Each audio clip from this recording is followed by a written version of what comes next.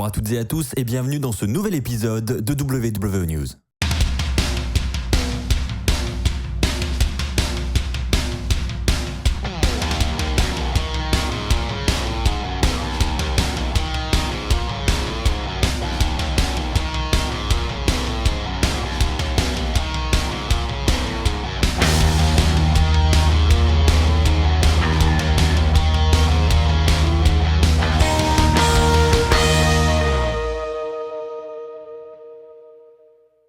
Bonjour à toutes et à tous les amis, c'est Axel, on se retrouve pour un nouvel épisode de WWE News. Et quel épisode, puisque nous allons avoir de grosses informations, de grosses news dans cette vidéo. Nous allons parler de Daniel Bryan qui aurait signé un nouveau contrat. Nous allons parler de CM Punk qui lui serait également en discussion pour revenir sur un ring de catch. Je vous parlerai également de la situation de The Fiend. Va-t-il faire son retour prochainement à la WWE? Et enfin, on terminera cette vidéo avec la preview du prochain SmackDown. Les amis, commençons par Daniel Bryan. Vous êtes très nombreux à attendre le retour de Daniel Bryan, vous êtes très nombreux à être fans de ce catcheur. Et donc depuis WrestleMania 37, il a totalement disparu des radars à la WWE. Et la question se pose, que fait Daniel Bryan? Est-ce qu'il va re-signer avec la WWE? Est-ce qu'il va re-signer ailleurs? Que va-t-il se passer pour lui? Eh bien, on apprend aujourd'hui via Bodyslam que Daniel Bryan aurait signé un contrat avec la AEW cette semaine. Alors, il devrait effectuer ses débuts du côté de l'AEW le 22 septembre lors d'un show de Dynamite. Alors, évidemment, tous ces plans peuvent encore changer. En attendant, la signature de Daniel Bryan semble se confirmer. Ça n'est pas encore officiel. Vous vous doutez bien que l'AEW va attendre le dernier moment pour le confirmer. Elle va vouloir garder la surprise, tout simplement, pour les fans. En attendant, ça reste une grosse info. Alors pour ceux qui doutent un petit peu de la source, il faut savoir que la news est rapportée par Cassidy Haynes, qui a bel et bien des sources en interne à l'AEW. Ça a été confirmé par plusieurs personnes sur Twitter. Donc cette information serait très sérieuse. C'est un coup dur, je pense, pour la WWE. Et pourquoi maintenant Daniel Bryan aurait signé à l'AEW plutôt qu'à la WWE? Eh bien, vous le savez peut-être, mais Daniel Bryan, il a envie de faire un petit peu ce qu'il veut, c'est-à-dire avoir le contrôle sur son personnage, sur son booking, pouvoir aller catcher au Japon, dans d'autres fédérations, et tout ça avec le même salaire que celui qu'il avait actuellement à la WWE. Et donc, évidemment, la meilleure opportunité pour lui, c'était la AEW, parce que vous le savez, la AEW, ça paye bien, et en plus de ça, les catcheurs ont une très grande liberté, ils peuvent aller catcher un petit peu partout. Bref, vous l'aurez compris, si l'information se confirme, c'est une très grosse signature pour l'AEW et une très grosse information pour le monde du catch, parce que Daniel Bryan est quand même l'une des têtes de la WWE, du moins était l'une des têtes de la WWE, donc le voir du côté de l'AEW, c'est un gros tremblement de terre et ça risque d'amener encore plus de fans du côté de l'AEW, et donc la fédération pourrait augmenter sa cote de popularité, ce qui est une très bonne chose pour tout l'univers de la WWE en général, parce qu'on sait que la concurrence n'a jamais fait de mal. Mais attendez les amis, puisque ce n'est pas tout, une autre grosse info qui a vraiment fait parler hier soir sur Twitter, c'est l'information qui concerne CM Punk. Effectivement, vous le savez, on en parle depuis maintenant plusieurs années, on a très régulièrement la rumeur qui remonte, CM Punk sera de retour.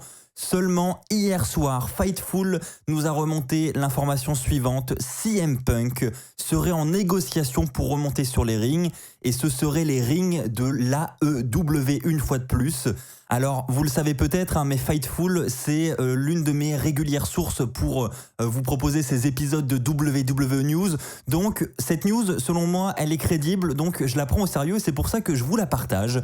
Fightful nous rapporte qu'effectivement, CM Punk pourrait revenir sur les rings de l'AEW. Alors, on ne connaît pas les détails, on ne sait pas encore si c'est confirmé, bien évidemment. Il n'y a pas eu de contrat de signé. On est en phase de négociation, mais il y aurait bien des échanges entre CM Punk et l'AEW actuellement. Alors, est-ce que CM Punk va accepter la proposition de l'AEW? Est-ce qu'il va vraiment rejoindre la fédération? On ne sait pas. En attendant, on sait qu'on a un pay-per-view All Out qui sera du côté de Chicago en septembre prochain.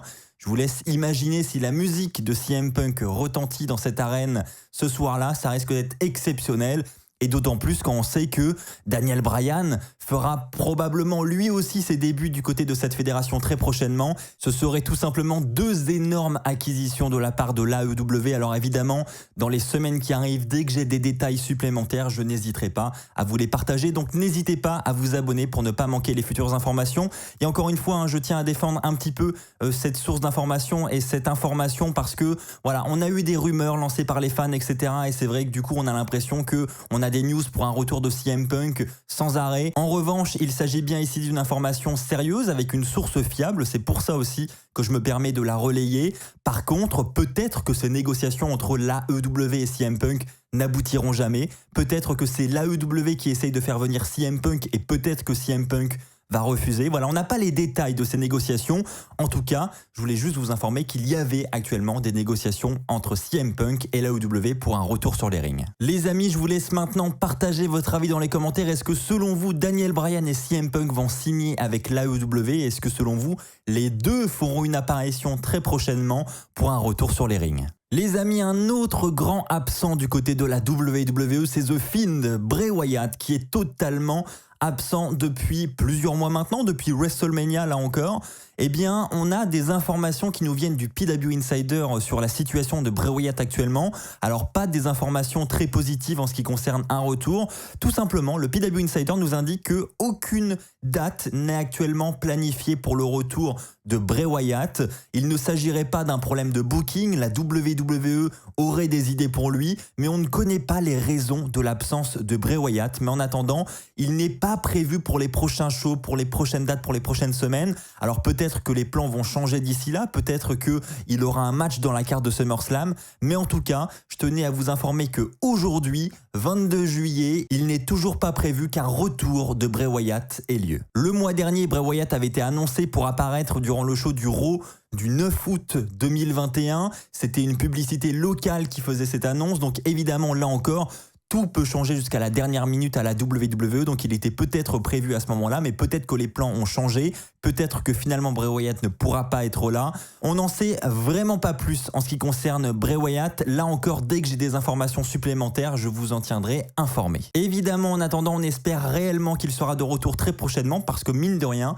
je trouve que sa présence manque un petit peu. Et enfin les amis, nous allons terminer cet épisode de WWE News avec la preview du SmackDown qui aura lieu ce vendredi soir aux États-Unis. Premièrement, Big E sera bel et bien là pour parler de sa victoire tout simplement. Je vous rappelle que c'est le Mr. Money in the Bank, donc évidemment il est très attendu. Nous aurons également la présence de John Cena pour la première fois à SmackDown depuis très longtemps. Il sera là évidemment pour faire face à Roman Reigns. Alors est-ce qu'on aura un nouveau face-à-face entre les deux catcheurs?